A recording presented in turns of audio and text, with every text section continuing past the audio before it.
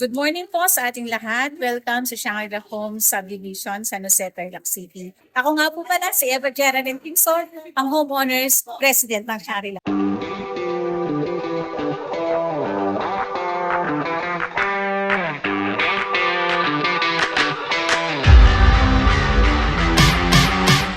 At malaking tulong po ito sa aming lalo na kaming mga kababaihan.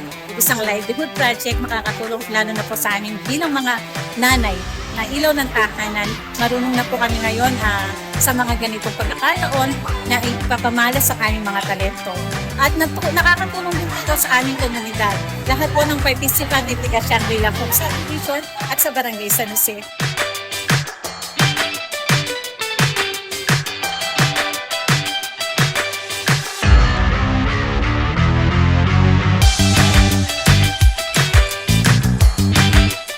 Welcome po ang bread making seminar na sa pamumuno po ng ating mahal na Mayora, Susan Yap. Salamat po sa mga ganitong pagkakataon na i-welcome namin ang bread making seminar sa aming subdivision. Salamat po.